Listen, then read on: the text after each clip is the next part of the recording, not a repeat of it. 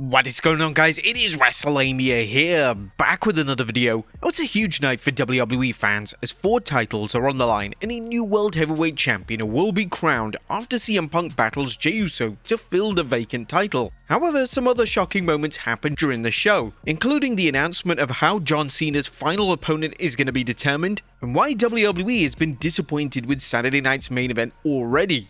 Be sure to subscribe and hit that notification bell for daily wrestling videos and follow us on Facebook for exclusive lists. As always with these specials, we will recap the show and look at the good, the bad, and the downright ugly. As always, we kick off with the recap, as the first match on the card is the WWE Undisputed Championship match, as a title can change hands on a countout or disqualification as champion Cody Rhodes takes on Drew McIntyre. Cody can't rely on the champion's advantage, and an ever opportunistic Drew McIntyre does everything to get Cody disqualified or even counted out. However, Cody still seems a step ahead of the challenger until the referee is accidentally clobbered, giving Drew just the moment he needs. However, the American Nightmare flips the script, DDTing Drew McIntyre on the title belt before throwing it out of the ring and hitting Crossroads for the win. Cody Rhodes manages to retain the Undisputed Championship. Next up is the WWE Women's Championship match as champion Tiffany Stratton takes on Jade Cargill. Now, it's definitely a rough night for Stratton as she goes into the match with a bum wheel and Cargill cruelly capitalizes, attacking Stratton's bad knee as she pummels her from post to post. Stratton musters what little offense she can before Cargill finishes the match with the Jaded covering Stratton to win the title. After 644 days after debuting in the WWE, Jade Cargill is now the new WWE Women's Champion. Next up is a triple threat match for the Intercontinental Championship as champion Dominic Mysterio takes on Rusev and Penta. Dirty Dom does his best to live up to his nickname, lying, cheating, and stealing throughout the whole match. However, the power of Rusev and Penta present a two-edged sword that Mysterio struggles with. Rusev locks on the accolade onto Penta as the bell rings, but has Rusev just won? No, this was just actually a fantastic play out of Dirty Dom, and he's the one ringing the bell. A furious Rusev goes out after Mysterio, who tries to blast Rusev with the hammer, only to get pummeled himself. Dom rolls into the ring, but Penta is waiting and he has the hammer. It's hammer time as Penta pummels Rusev, but Dom isn't standing by idly and he throws Penta into the corner before landing a frog splash for the 1-2-3 as Dominic Mysterio retains the Intercontinental Championship. Now, just before the main event, John Cena's final match is fast approaching and fans want to know who John's final opponent will be as he concludes his farewell tour. Cena appears in a hype video announcing he's giving 16 superstars a chance to compete to be his final ever opponent. Now, what's interesting is that Cena reveals that the talent from Raw, SmackDown, and NXT, as well as people you don't see in WWE, hinting that there could be wrestlers from other promotions, will battle to see who earns the opportunity to face him for the last time ever in the ring. But now it's time for the main event as it's the World Heavyweight Championship match to fill the vacant title, as CM Punk takes on main event Jey Uso. Now, a new champion will be crowned tonight, and this match is a chance at redemption for both CM Punk and Jey Uso, with Punk still dealing with a short-lived win at SummerSlam where he defeated Gunther for the title only to have Seth Rollins successfully cash in his Money in the Bank briefcase, and for Jey Uso, who's been working hard to prove his first world title win wasn't a fluke.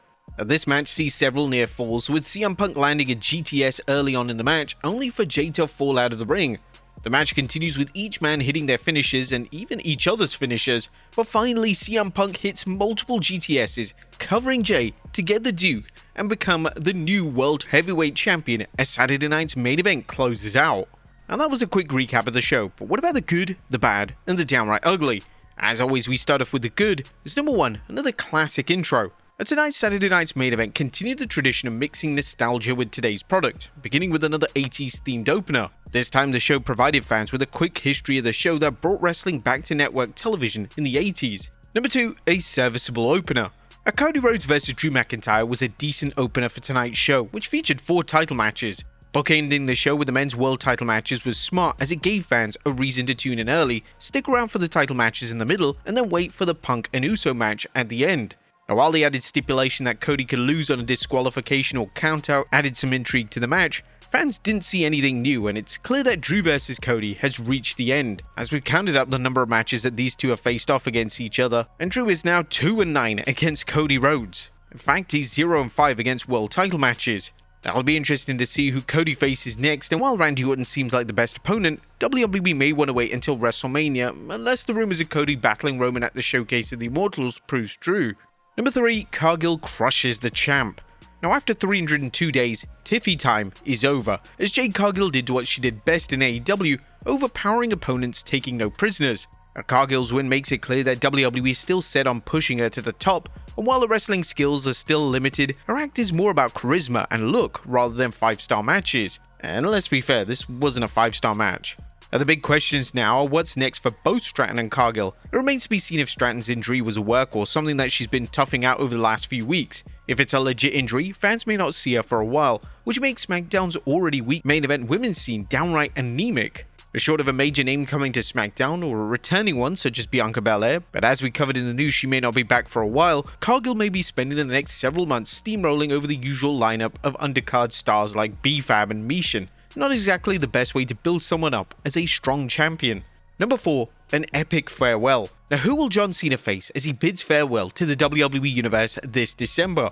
John Cena's announcement that he's giving 16 superstars the chance to face him was inspired with Cena revealing this tournament will feature people from different brands and some of them may not even work here. By the time the next Saturday night's main event rolls around, my final opponent won't be handpicked, it'll be hard-earned. Now while we don't know the names who will be involved, several names popped up during Cena's announcement video with WrestleTalk listing the names on their Twitter account. The Miz, Rusev, Solo Sikoa, Sheamus, LA Knight, Drew McIntyre, Penta, Carmelo Hayes, Bronson Reed, Gunther and Dominic Mysterio were all featured. However, it's more about the intrigue of Cena saying some may not even work here. Now I can only imagine the names that will pop out when you hear that line. Names such as Chris Jericho or Edge, or even Jon Moxley may be a possibility. However, we all know who WWE is talking about. It's Joe Hendry, right? Hey, who knows? It could even be Jeff Hardy. Number 5. Commercial free. The WWE fans were in for a pleasant surprise tonight as Peacock aired 0 commercials during each match. And whilst this is a refreshing change, it was also a reminder of how commercialized WWE events have become, whether they're TV shows or PLEs. Sadly, it's not limited to WWE as Major League Sports are notorious for squeezing in every commercial possible, and in WWE's case, it's more of a matter of the promotion finally seeing how much money there was for the taking. Regardless, the lack of commercials made the show much better and made the TV matches feel all the more special. Number 6. And a new world champion. A CM Punk vs Jey Uso was a solid main event match and a title match that gave fans every reason to be happy for CM Punk and to recognize that Jey Uso's world title days may not be over.